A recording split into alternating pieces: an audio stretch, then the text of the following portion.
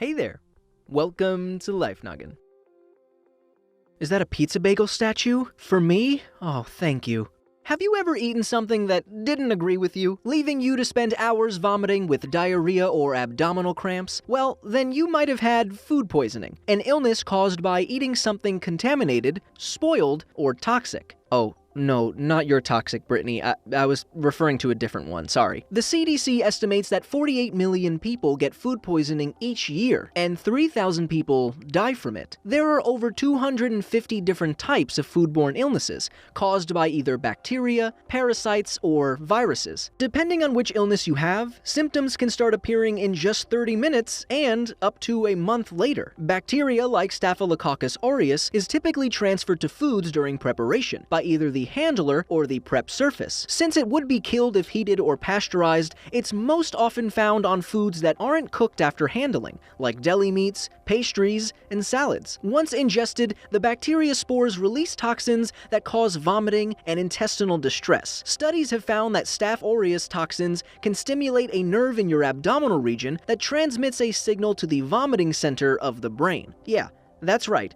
Your brain actually has a region dedicated to vomiting. These toxins may also activate your digestive system's immune response, which, in addition to vomiting, can cause gastrointestinal issues. Studies also suggest that diarrhea is caused by the prevention of water and electrolyte absorption in the small intestine. Other types of food poisoning can cause more serious medical issues. E. coli, which is responsible for last year's romaine lettuce recall, produces a dangerous toxin that can make its way to your organs and prevent protein production. For most foodborne illnesses like Staph aureus, symptoms last from 28 to 48 hours, but other types like E. coli can take several days for you to recover. While there isn't much to be done in terms of treatment, since your body needs to rid itself of these toxins, it's important to drink plenty of water to avoid dehydration, which is the main complication of food poisoning. Most cases are mild, but some populations are at higher risk, like babies, the elderly, pregnant women, and those with chronic diseases or weakened immune systems. These individuals may need to be hospitalized to receive fluids intravenously. Some types of food poisoning can be extremely dangerous to these groups. For instance, the bacteria 𝗺cie can be life-threatening for a fetus, while E. coli can cause damage to the kidneys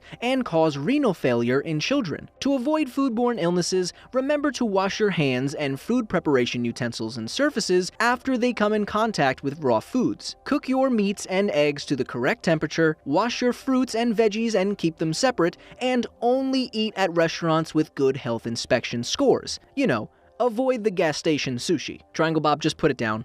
It's not as good as you think it is. And most importantly, when in doubt, just throw it out. Trust me, it doesn't matter how good it looks, it's not worth the risk. So, have you ever gotten food poisoning before? If you're comfortable with sharing your experience, tell us in the comment section below. Curious to know if a plant can grow inside your body? Check out this video. Despite what your friends told you when you were a kid, a swallowed watermelon seed will not grow into a watermelon in your stomach. Your stomach contains enzymes and acids that would break down most seeds or plants. As always, my name is 𝗵𝗂𝗯𝘀𝗰𝗲. This has been Life Noggin. Don't forget to keep on thinking.